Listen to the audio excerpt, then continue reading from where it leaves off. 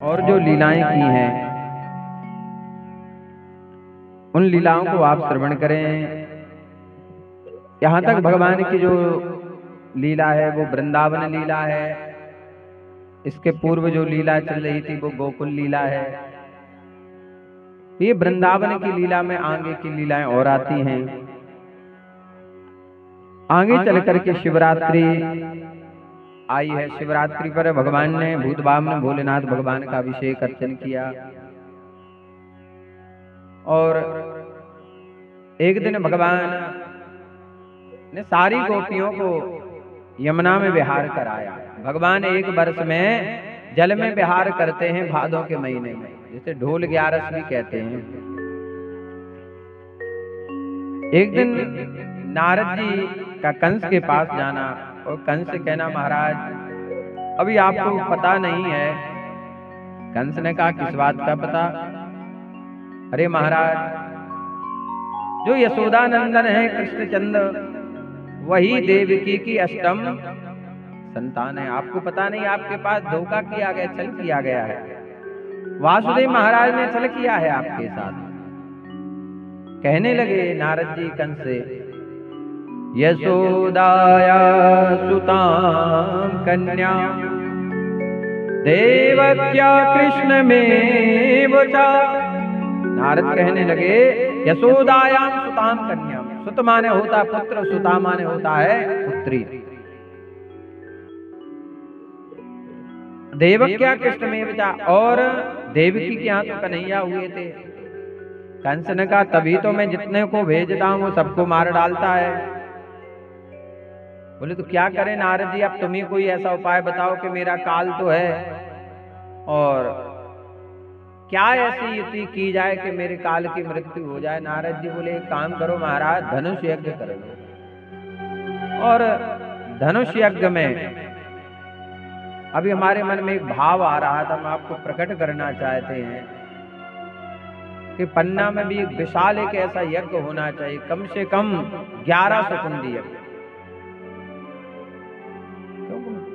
यहाँ पर कई ऐसी ऐसी विपत्तियां भी आ जाती हैं जो उचित नहीं है, बहुत ज्यादा। और यज्ञ के द्वारा ये विपत्तियां टलती हैं। यज्ञात भवति पर्जन्यः, होता है विश्व का कल्याण यज्ञ से। जल्दी प्रसन्न होते हैं भगवान यज्ञ से। एक महाराज थे मंदिर में, पुजारी जी, टीकमगढ़ में मंदिर है, लक्ष्मण जी का मंदिर। तो उन्हें एक दिन गुस्सा आई माताओं पे, कल ने शर्म नहीं आओ तुम माता न खो, भगवान खिलाए पैसा तो चढ़ाऊ, तुम दूबा चढ़ा जाए, भगवान दूबा खाऊ का? पानी चढ़ा जाए, दूबा चढ़ा जाए, फूल चढ़ा जाए, अरे 10 करोड़ तो चढ़ा जाओ कम से कम। रोज दूबा फूला भाई खाऊ उतने का भगवान।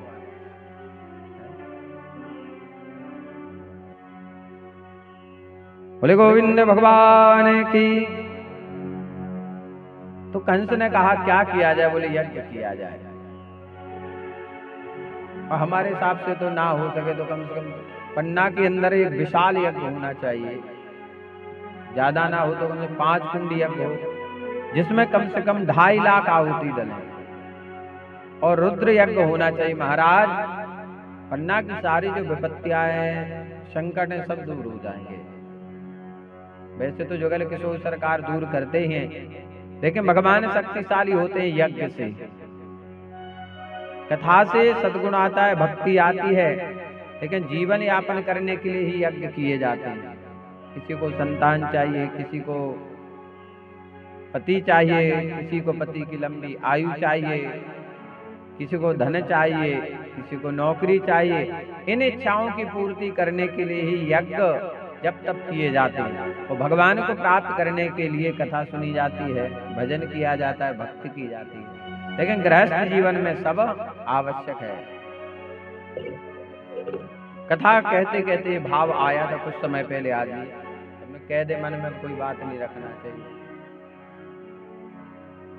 आज नारद जी ने कहा धनुष यज्ञ कर लें, उसमें कृष्ण बलराम को बुला लेना और जैसे वो आएंगे तो मार डालना। कंस ने कहा, लेकिन उन्हें लिवाने के लिए कौन जाएगा? शिवरंजन सारंगी लगा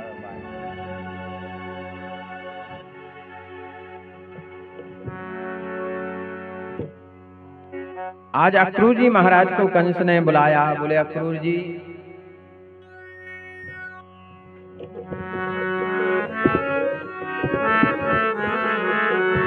गच्छ वृंदे ब्रजम तत्र सुतावानक दुंदुभे आशाते तविहानेन इस्तेन नयमाचिरम। अक्रूर जी को बुलाया, हे अक्रूर जी, मैं इस मथुरा का राजा हूं और राजा जो आदेश करता उसका पालन करना प्रजा का धर्म है। गच्छ नंद ब्रजम भद्रे, तुम जाओ ब्रज में जाओ और कृष्ण बलराम को लेकर यहाँ आना, लेकर मैं उन दोनों को मार डालूंगा। अक्रूर को बड़ा दुख हुआ, क्या ये कार्य करने के लिए आज के दिन के लिए ही मेरा नाम अक्रूर रखा गया? हे प्रभु, अब मैं क्या करूं?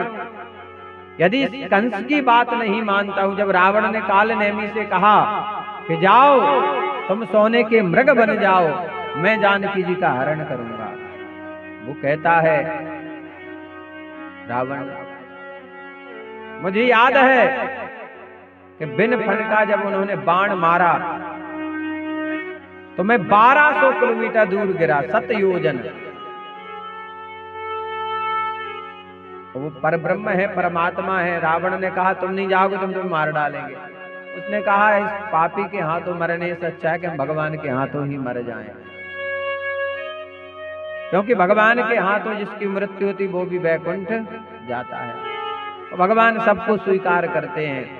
भागवत भी कहती, भागवत भगवान की है आरती, पापियों को पाप से है आरती। और पापी तो आते नहीं है कथा में, सब धर्मात्मा पुण्य पापी तो घर ही बैठे होंगे, फिर नहीं आते हैं। और पत्नियां जाएंगे तो उनसे और लड़ेंगे, ये कहेंगे तुम और नहीं जाओ।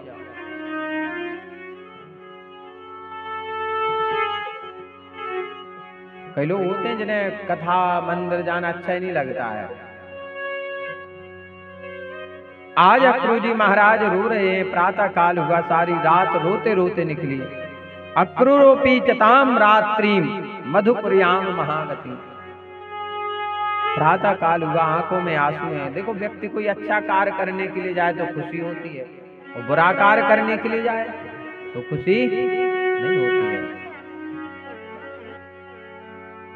घोड़ों को रथ के पास लगाया, घोड़े भी महाराज समझ गए कि ये तो अभागे बन रहे हैं, साथ में हमको भी अभागा क्यों बना रहे हैं। अरे महाराज, कम से कम आज तो हमें छोड़ दो, इस पाप के हमें भी पापी मत बनाओ, क्योंकि तुम्हारे साथ हमारा भी नाम जुड़ जाएगा कि ये घोड़े भी भगवान को लिबाने के लिए गए थे। रथ पर सवार होकर अक्रूर जी महाराज चले। कृष्ण बलराम को पता चला कि ताऊ जी आए हैं, बढ़िया स्वागत सम्मान किया। भगवान तो अंतर्यामी है, वो सब जानते हैं। नंद बाबा को पता चला, स्वागत सम्मान किया। संध्या काल के समय पहुंचे अक्रूर जी। रात्रि कालीन बेला थी, बढ़िया भोजन बनाए यशोदा मैया ने, भोजन परोस रहे थे कृष्ण बलराम। नंद बाबा ने करे अक्रूर जी, किस कारण से आपका यहाँ आगमन हुआ है, हमें बताएं। अक्रूर जी ने कहा, नंदराय, हम कृष्ण बलराम को लेने के लिए आए हैं, इनके मामा ने धनुष यज्ञ किया है। नंद बाबा समझ गए, और यशोदा रानी मैया के कानों में जैसे आवाज पहुंची कि हमारे कन्हैया को लेने के लिए आए हैं महाराज, धड़ाम से गिर पड़ी मैया यशोदा, रोने लगी, विलाप करने लगी। कन्हैया दौड़ पड़े, मैया मैया मैया। मैया ने कहा, कन्हैया तू हमको छोड़ के जाएगो? भगवान ने कहा, मैया एक न एक दिन तो जाना ही है। एक पक्षी का बसेरा एक वृक्ष पर कब तक होता है? जब तक उसमें फल हो, पत्ते हो। तो पक्षी बसेरा करता है, जब पत्ते ना हो, फल ना हो, तो वो भी उस वृक्ष को छोड़कर हम सब दुनिया में एक ट्रेन में सफर कर रहे हैं, ध्यान देना, एक ट्रेन का सफर कर रहे हैं। उस ट्रेन में जो भी मिलते हैं सबसे दोस्ती होती है, मित्रता होती है महाराज। इतना विश्वास भी हो जाता है कि तुम हमारा बैग देखना, लेकिन जब हमारा स्टेशन आता है एक दूसरे का नंबर भी ले लेते हैं, लेकिन स्टेशन पर में उतरना पड़ता है। इसी प्रकार संसार में हम आए हैं भाई, एक दिन हमें जाना पड़ेगा, जब जिसका स्टेशन आ जाएगा। सत्य यही है, इसलिए इसको कहते हैं मृत्यु लोक। सारी रात रोते रोते निकल गई, प्रातः काल हुआ। कहते हैं, कौन कहता है कि पत्थर दिल रोया नहीं करते, पत्थर दिल रोया नहीं करते तो पहाड़ों से झरने क्यों बहा करते। कई जगह हमने देखा है महाराज, शादियों में हमने आज तक विदा नहीं देखी है। जो विदा होती है बेटी की हम नहीं देख पाते, सगी बहन की विदा भी नहीं देख पाया है, नहीं देखते बनता है। एक पिता जब बेटी के लिए घर देखने के लिए जाता है बड़ा खुश होता है, पसंद होता है, कुंडली लाता है, पंडित जी के पास जाकर मिलान जुरान होता है, संबंध तय होता है महाराज। बेटी जो मांगती पिता लाकर देता है, जो इच्छा करती है। पर पत्नी देखती है अपने स्वामी को इतना कार्य कर रहे हैं पर आंखों में आंसू नहीं है। वो जानते हैं यदि मैं अभी से टूट गया तो मेरी बेटी का रो रो के बुरा हाल हो जाएगा, क्योंकि बेटी क्या है, पिता के दिल का टुकड़ा है। पिता कब रोता है, ध्यान से सुनना। दरवाजे पे बारात आ जाए महाराज, इतनी मेहनत करता है कि भूख भी नहीं लगती। सब लोग कहते भोजन कर लो, वो कहता नहीं भूख नहीं है। दरवाजे पर टीका होता है, पिता नहीं रोता है। चढ़ाया चढ़ जाता है, पिता नहीं रोता है। और जैसे कन्यादान का समय आता है महाराज, जैसे कन्यादान का समय आता है महाराज, तो माँ को बाद में बुलाया जाता है। बेटी आती है पहले, पिता फिर बेटी। और बेटी को कहाँ बैठाया जाता है, गोदी में। पिता की गोदी में बैठाया जाता है। अब पिता अपने आप को नहीं रोक पाता है कि जिन इन हाथों पर छोटे से रूप में से मैंने पाल पोस के बड़ा किया, आज इतनी बड़ी हो गई, इन्हीं हाथों से मैं इसका कन्यादान करूंगा।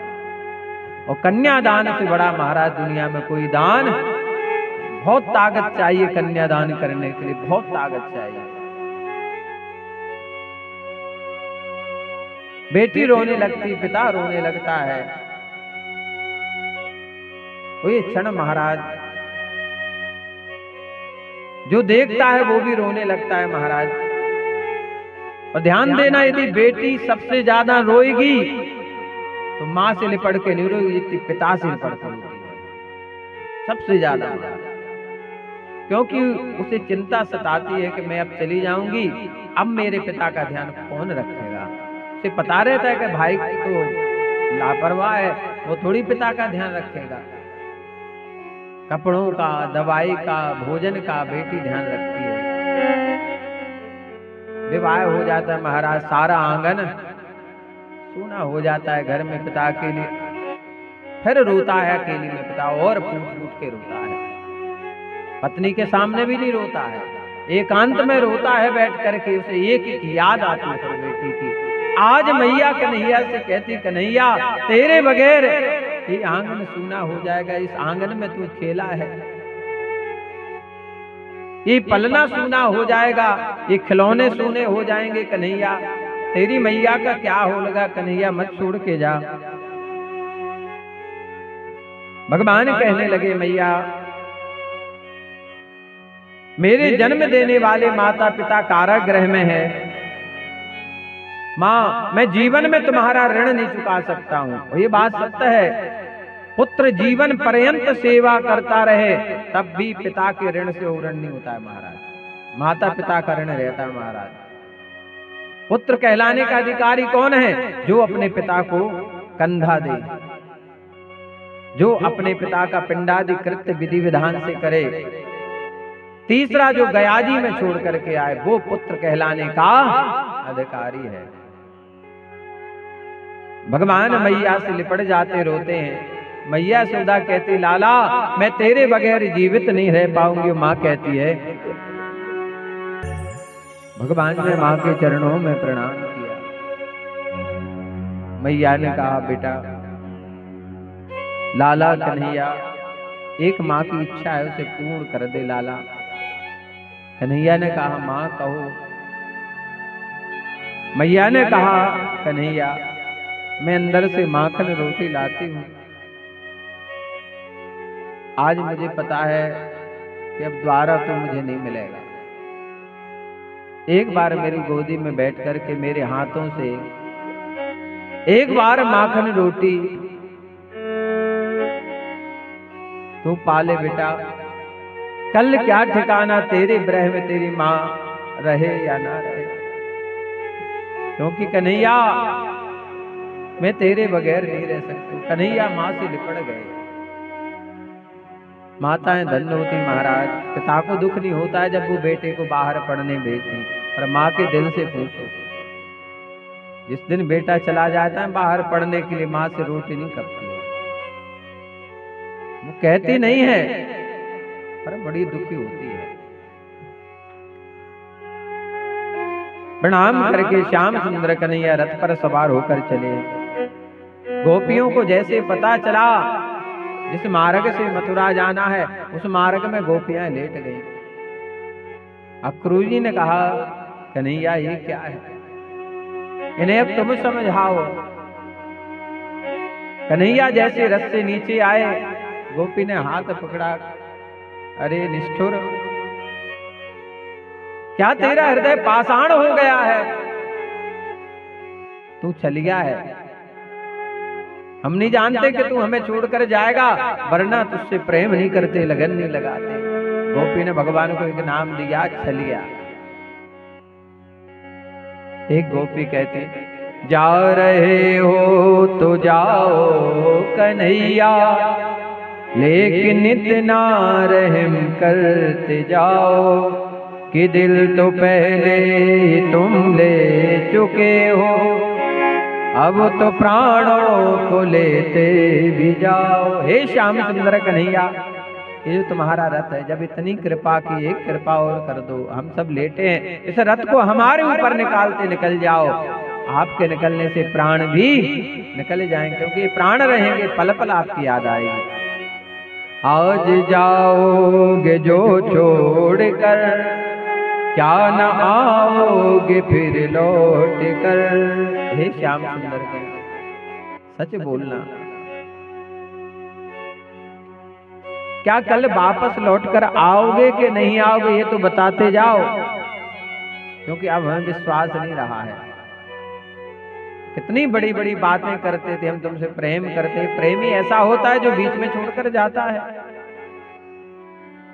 जाते जाते दिलों में हमारे अपनी सूरत बसाते तो जाओ। हे श्याम सुंदर, लेकिन आज कम से कम मन भर के देख लेने तो दो, कल हम किसे देखेंगे, क्योंकि ऐसे हम चाहनेहार नहीं जो आज तुम्हें कल और को चाहे। फेंक दे आंख निकास दो, उदे की ओर लगे जो लखाए।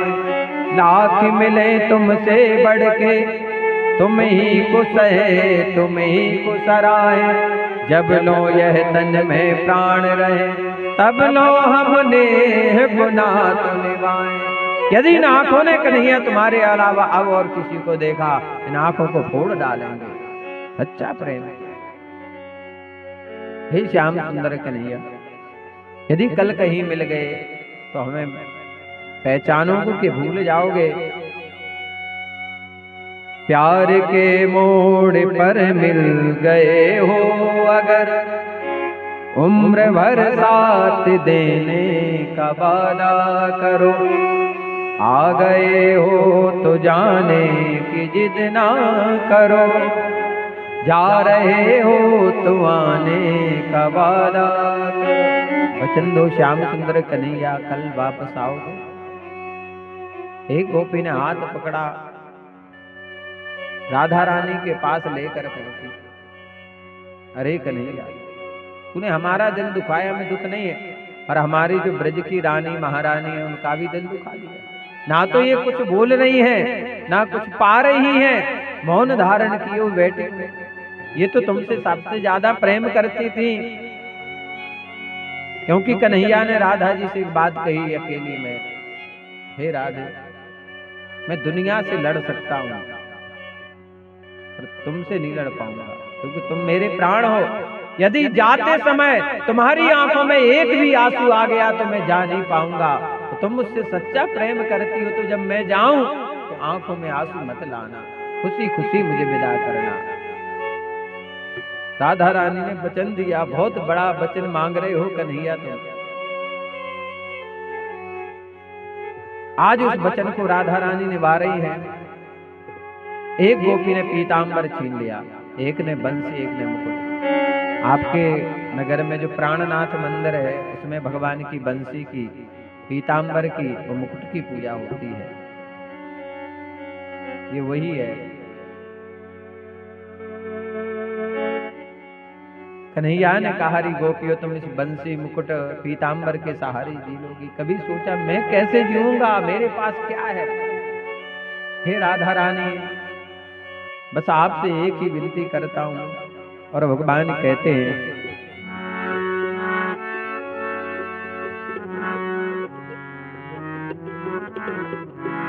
राधे तेरे चरणों की,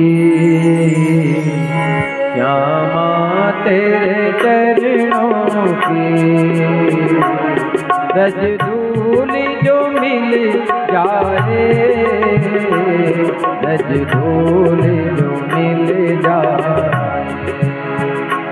राधे तेरे चरणों की, श्यामा तेरे चरणों की, रज धूल जो मिल जाए, रज धूल जो मिल जाए।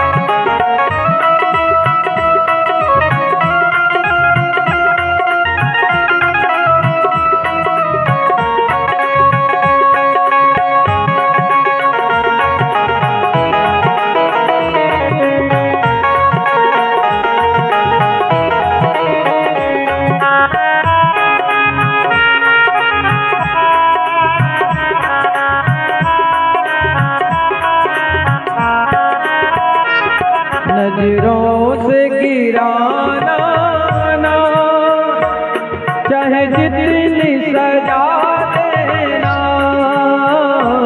नजरों से गिराना ना, चाहे जितनी सजा देना। बजा देना, नजरों से जो गिर जाए, नजरों से जो गिर जाए, मुश्किल है संभल पाना। राधे राधे राधे राधे राधे राधे राधे राधे।